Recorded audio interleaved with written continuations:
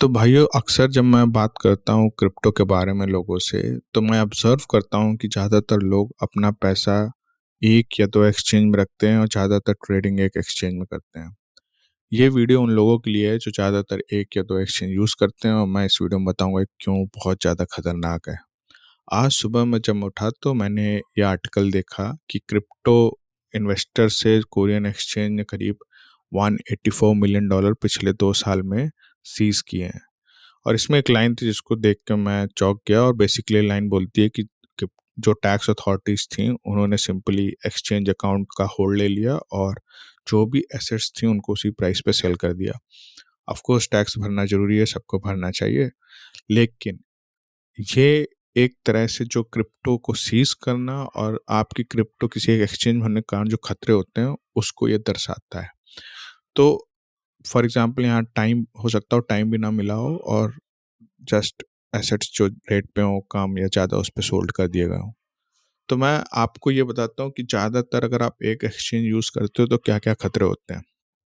तो आपको पता है कि एक्सचेंज पास्ट में बहुत ज़्यादा हैक हुए हैं। ऐसा नहीं है कि एक्सचेंज बहुत ही अच्छे सॉफ्टवेयर्स होते हैं और हैक नहीं हो सकते हैं। हर वेबसाइट कभी ना कभी, कहीं न कहीं हैक्ड ज़रूर होती है और एक्सचेंजेस के साथ भी ऐसा है। तो सबसे जो पहला एक्सचेंज था माउंट गॉक्स 2011 में हैक हुआ। अभी रिसेंटली कुकॉइन हैक हुआ था, करीब 200 मिलियन से ज़्यादा 300 मिलियन के आसपास फंड्स गए थे। अपबिट बहुत बड़ा हैक था 2019 में। बाइनेंस भी हैक्ड हुआ है, ऐसा नहीं कि बाइनेंस बहुत ज़्यादा लोग यूज़ करते हैं तो सोचे वो सिक्योर है, बाइनेंस ऑलरेडी हिट हुआ है। करीब 40 मिलियन के बिटकॉइन गए थे और उस समय मेरे को याद है कि बाइनेंस में सीजे का ट्वीट था कि हम बिटकॉइन ब्लॉक माइनर से बात कर रहे हैं और बिटकॉइन ब्लॉकचेन को रोक देंगे टाइप में। तो लोगों ने बड़ा मजाक उड़ाया था, देखो 7,000 बिटकॉइन गए थे। उसके बाद बिटफिनिक्स हैक हुआ है, क्रिप्टोपिया का बहुत बड़ा हैक था, मतलब उसके बाद जैफ का बहुत बड़ा हैक है, बैंकॉर का हैक है, कॉइन चेक का बहुत बड़ा हैक था। आप देखो ये एक्सचेंज बैंकरप्ट हो गया था, $500 million का हैक था।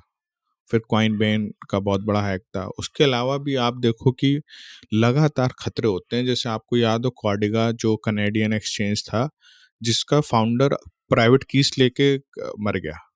अब वो उसका जो फाउंडर था वो ट्रैवल करने आया इंडिया, उसका प्राइवेट कीज थी, वो मर गया और $190 मिलियन लोगों का वो वहीं रह गया, ना वो निकाल पाए ना कुछ कर पाए। तो एक्सचेंज लगातार हैक हो सकते हैं। आप जो भी एक्सचेंज यूज़ करो, बड़े से बड़ा एक्सचेंज यूज़ करो, लगातार वो अटैक होते हैं, कभी ना कभी वो हैक हो सकते हैं। तो एक ये बहुत इंपॉर्टेंट रीज़न है कि अपने एसेट्स को डाइवर्सिफाई करो।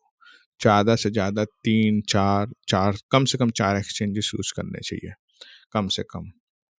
तो और मेबी आप एक में ट्रेड करो, लेकिन एसेट्स को आप डिवाइड करो 4 3 या 4 एक्सचेंजेस के अंदर। उसके अलावा आप देखो कि जिपमैक्स बैंकरप्ट हो गया। अभी रिसेंटली आपको पता हो तो कॉइनफ्लेक्स बैंकरप्ट हुआ। बेसिकली रिस्ट्रक्चर करके अब वहाँ एक प्लान आ गया है, लेकिन ये बैंकरप्ट हुआ इनिशियली, फंड्स इसके पास कम हो गए। तो छोटे एक्सचेंज जो होते हैं उनसे और संभल के रहना, वो बैंकरप्ट हो सकते हैं। अगर बड़ा एक्सचेंज बैंकरप्ट हुआ तो मतलब सब कुछ गया, और छोटा तो लगातार बैंकरप्ट्स होते हैं कई बार, और जैसे बियर मार्केट आती है तो खासकर होते हैं। तो खासकर आप छोटे एक्सचेंजेस को यूज़ कर रहे हो तो बहुत ज़्यादा पैसा वहाँ मत रखो। बड़े एक्सचेंजेस को भी जब आप यूज़ कर रहे हो तो बहुत ज़्यादा पैसा मत रखो वहाँ। आप आप कम से कम 3 बड़े एक्सचेंज और 2 छोटे एक्सचेंज ऐसे कम से कम डिवाइड करो। मैंने मेरे हिसाब से जो सबसे सिक्योर एक्सचेंज है, मैंने लिंक में डिस्क्रिप्शन दे दिया है। आप लिंक दे दिए हैं, आप उसको कर सकते हो। और मैं बहुत ही ज़्यादा वो करता हूँ कि आपको अपने एसेट्स डाइवर्सिफाई करने चाहिए। कुछ सेंट्रलाइज़ एक्सचेंज पे रखने चाहिए, कुछ डिसेंट्रलाइज़ वॉलेट्स में रखने चाहिए, अगर आपको अंदाज़ा है कैसे रख सकते हैं। तो वो इससे ये होता है कि आप मान लीजिए कहीं एक जगह समस्या आई, तो आप कम से कम सिक्योर हो। ऐसा नहीं कि आपका सारा पैसा उसी में डूब गया टाइप में। और ऐसा होता है, जब क्वाडिगा डूबा $190 मिलियन का, कई लोगों की पूरी ज़िंदगी भर की पूँजी चली गई। और मैं जानता हूँ लोग, या तो इंडिया में आप देखो ज़्यादातर लोग या वजीरेक्स यूज़ कर रहे हैं या कॉइन डीसीएक्स यूज़ कर रहे हैं या कॉइन स्विच कुबेर यूज़ कर रहे हैं, और वो सिर्फ वही एक्सचेंज यूज़ कर रहे हैं। क्या हुआ कल कोई, लाइक मतलब ये बैड नहीं बोलना चाहता हूँ, लेकिन क्या हुआ कल कोई कोई बैंकरप्ट हो गया या कल को कोई हैक हो गया, अगर ऐसा हुआ तब क्या होगा आपके फंड्स का? क्योंकि इसमें उनकी भी गलती नहीं है। अगर मान लीजिए वो हैक हो गया, तो वो तो अपनी पूरी सिक्योरिटी करने की कोशिश कर रहे हैं, बट टेक्नोलॉजी हैक हो सकता है। तो उसकी उनकी भी गलती नहीं है। तो उस केस में आपको समझदार होना चाहिए और अपने फंड्स को इधर से उधर डाइवर्सिफ़ाई करना चाहिए। उसके अलावा अलग-अलग जो अ, एक्सचेंज उनको यूज़ करने के क्या फ़ायदे हैं? सबसे पहला, कई बार क्या होता है कि ज़्यादातर अभी नहीं, 2017-18 में ये होता था कि कई सारे एक्सचेंज क कुछ ज़्यादा कॉइन्स लिस्ट करते थे, जैसे गेट एक्सचेंज है, पोलोनिक्स है, वो कुछ भी कॉइन उठा के लिस्ट कर देते हैं। तो कई सारे लोग ज़्यादातर कॉइन्स डिफरेंट-डिफरेंट अवेलेबिलिटी के लिए नए-नए एक्सचेंज यूज़ किया करते थे। कई सारे लोग फीचर्स के लिए एक्सचेंज चाहते थे। फॉर एग्ज़ाम्पल जैसे बाइनेंस में बहुत ज़्यादा फीचर्स हैं, अर्निंग का है, स्टेकिंग का है, लेंडिंग का है। उसी तरह से एफटीएक्स अगर आप देखोगे तो उसमें क्वांट का है, मतलब आप ऑटोमेट कर सकते हो अपने एसेट्स को, कंडीशंस लगा सकते हो। उसी तरह से आप डेरिवेट को देखो तो ऑप्शनल ट्रेडिंग है। तो अलग-अलग कई एक्सचेंज, बिंगेक्स, उसमें कॉपी ट्रेडिंग है। मैं सारे इनको नीचे लिंक में दे दूँगा। तो कई सारे एक्सचेंजेस डिफरेंट-डिफरेंट फीचर्स लेके आते हैं। और तो ये आपको फ़ायदा होता है कि अगर आप उनको यूज़ कर रहे हो, तो आपको उन फीचर से फ़ैमिलियरिटी होती है और आप उनको डिप्लॉय भी कर सकते हो अगर आपको लगता है कि ये फीचर, इस फीचर से मैं अर्न कर सकता हूँ। मान लीजिए आपके पास लेंडिंग की सुविधा ही नहीं है आपके एक्सचेंज में। आप इंडियन एक्सचेंज यूज़ कर रहे हो, आप वजीरेक्स मान लीजिए यूज़ कर रहे हो कुछ, आप लेंडिंग ही नहीं कर सकते, स्टेकिंग ही नहीं कर सकते, अब अगर आपके पास यूएसडीटी पड़ा है तो आप बाय करोगे कोई ना कोई एसेट। अगर मार्केट खराब है तो बाय करना सेंस ही नहीं बनता है। तो लेंडिंग करना है, स्टेकिंग करना सेंस बनता है टाइप में।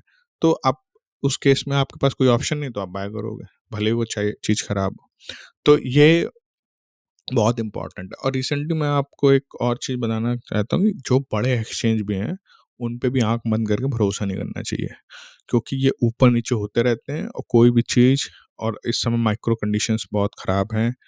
आपको पता है पूरी दुनिया में खतरनाक अ, प इस समय कंडीशंस हैं इकोनॉमिकली अगर आप देखो तो। उस केसेस में जो बड़े एक्सचेंजेस हैं, कुछ एक्सचेंजेस हैं जैसे बाइनेंस और एफटीएक्स है।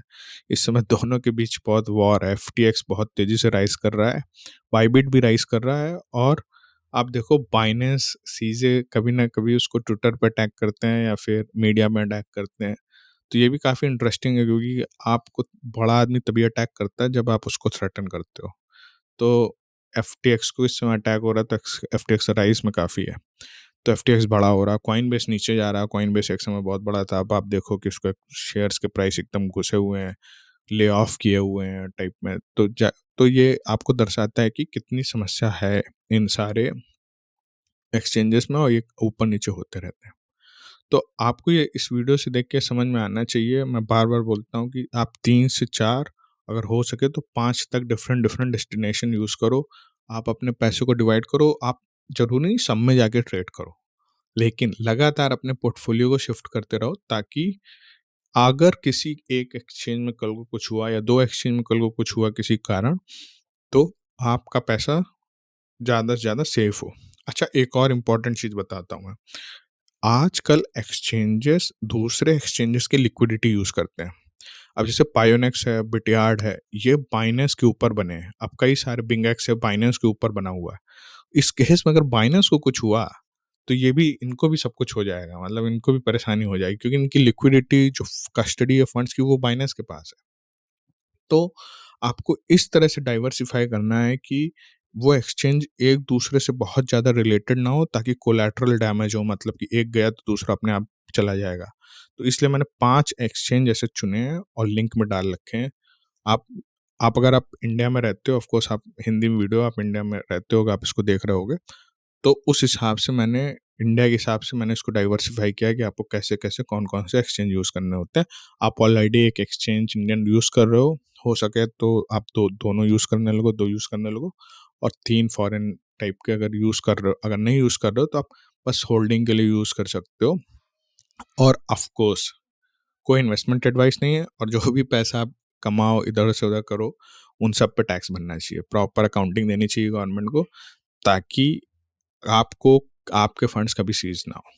अगर आपको ये वीडियो अच्छा लगा तो दोस्तों के साथ शेयर कर दीजिए, चैनल को सब्सक्राइब कर लीजिए। धन्यवाद।